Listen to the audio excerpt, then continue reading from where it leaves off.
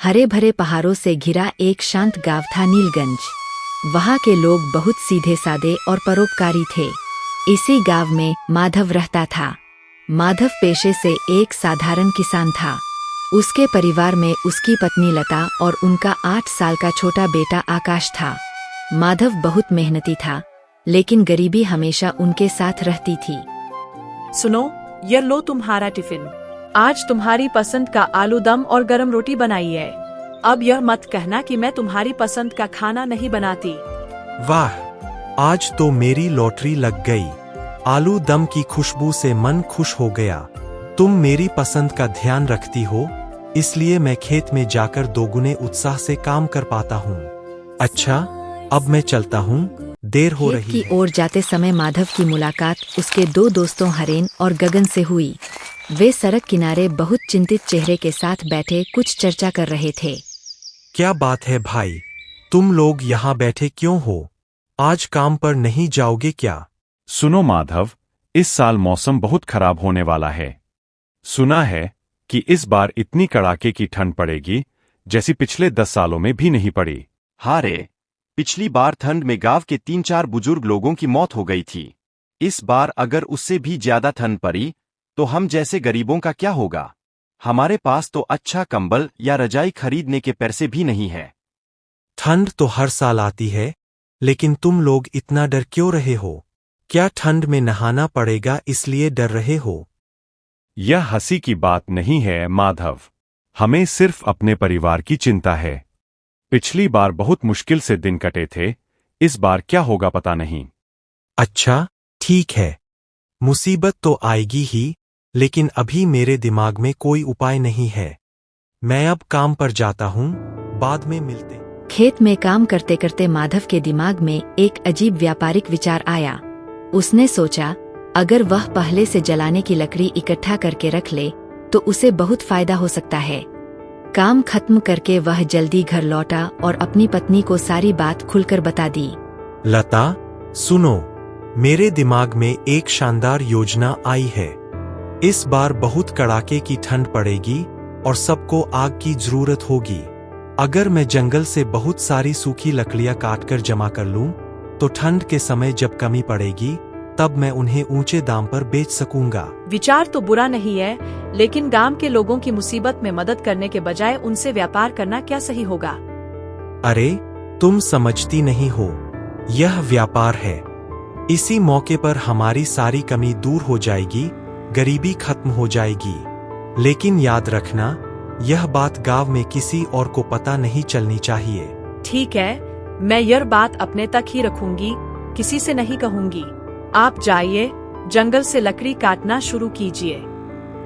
माधव के पास अब लकड़ियों का बहुत बड़ा भंडार था। कुछ दिनों बाद आसमान काले बादलों से भर गया और अचानक बारिश शुरू हो गई। बारिश की वजह से जंगल की सारी लकड़ियां भीगकर खराब हो गईं। गांव के लोग मुसीबत में पड़ गए। ठीक उसी समय माधव ने अपने घर के सामने एक बोर्ड टांग दिया।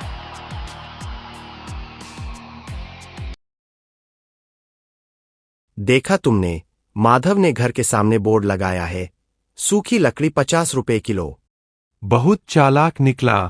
वह रोज जंगल इसी योजना से जाता था।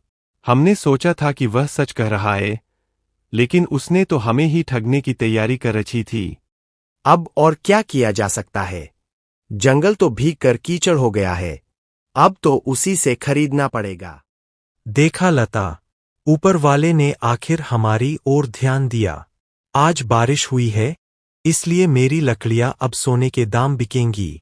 अब मैं कीमत बढ़ाकर 100 रुपए कर दूंगा। गांव का मौसम और भी खराब होने लगा। हार कंपा देने वाली ठंड में लोगों की जिंदगी मुश्किल हो गई। माधव ने मौका देखकर लकड़ी की कीमत और बढ़ा दी। गांव के लोग मजबूर होकर उसके पास आने लगे। आज से लकड़ी की कीमत 150 रुपए किलो। जिसके पास सामर्थ्य है वह ले, और जिसके पास नहीं है वह ठंड में काम पे, मुझे कोई फर्क नहीं पड़ता। माधव, तू इतना निर्दयी कैसे हो गया? हम तेरे दोस्त हैं, हमारे साथ भी तू व्यापार कर रहा है। दोस्ती के दिन खत्म हो गए हरेन, अब यह शुद्ध व्यापार है। पैसे दो, लकड़ी लो। माधव के घर के सामने पैसों का ढेर जमा हो रहा था। तभी एक बूढ़ी औरत फटे पुराने कपड़ों में कांपते हुए माधव के पास आई। बेटा माधव, मैं गरीब इंसान हूँ, मेरे पास कोई पैसा नहीं है। इस ठंड में मेरी हड्डियाँ जम रही है। दया करके मुझे एक मुट्ठी लकड़ी दे दो बेटा, थोड़ा आग जलाकर बच जाओ। बिना कीमत यहाँ कुछ नहीं मिलता बुढ़िया। ये लकड़ियाँ मैंने पसीना बहाकर जुटाई है। दया माया से पेट नहीं भरता। पैसे नहीं है तो यहाँ से चली जाओ। ईश्वर तुम्हारा भला करे बेटा, लेकिन याद रखना, जो दूसरों के दुख पर हंसता है उसके हिस्से की खुशी ज्यादा देर तक नहीं टिकती। अगले दिन सुबह माधव कुछ काम से पास के गांव जाने की तैयारी कर रहा था। जाते समय उसने लता को सख्त हिदायत दी। लता, मैं दूसरे गांव जा रहा हूँ। आज लकड़ी का कारोबार तुम संभालना। याद रखना, एक टुकड़ा लकड़ी भी किसी को बिना पैसे के नहीं मिलना चाहिए। सुनिए, आप बहुत ज्यादा कर रहे हैं। लोगों की बद्दुआ मत लीजिए। अभी भी समय है, कीमत कम कर दीजिए ताकि सब लोग बच सकें।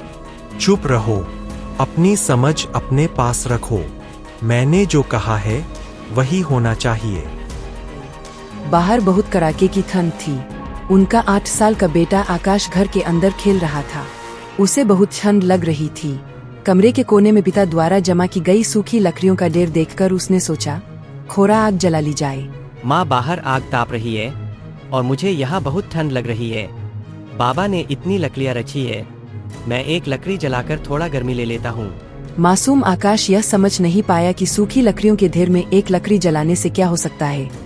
आग की एक चिंगारी लगते ही सूखी लकड़ियों के ढेर में भयंकर आग लग गई। कुछ ही पलों में पूरे घर में आग फैल गई। लता बाहर से चिल्लाकर लोगों को बुलाने लगी, लेकिन आग की लपटें इतनी तेज थीं कि कोई भी अंदर नहीं जा सका। गांव के लोग दौड़कर आए, पर माधव के पुराने व्यवहार की वजह से कोई भी मन से उसकी मदद करना नहीं चाहता था। कुछ ही देर में सब कुछ जलकर राख हो गया। माधव लौटकर आया तो उसने देखा, उसका घर, उसकी लकड़ी का कारोबार और उसकी सबसे प्यारी दौलत, उसका बेटा आकाश, सब आग में खत्म हो चुका है। मैंने यह क्या कर दिया? पैसों के लालच में अंधा हो गया था। आज मेरी जमा की हुई लकड़ियों की आग ने ही मेरा बसाबसाया घर जला दिया। मैंने सब कुछ खो दिया, मैंने सब कुछ खो दिया।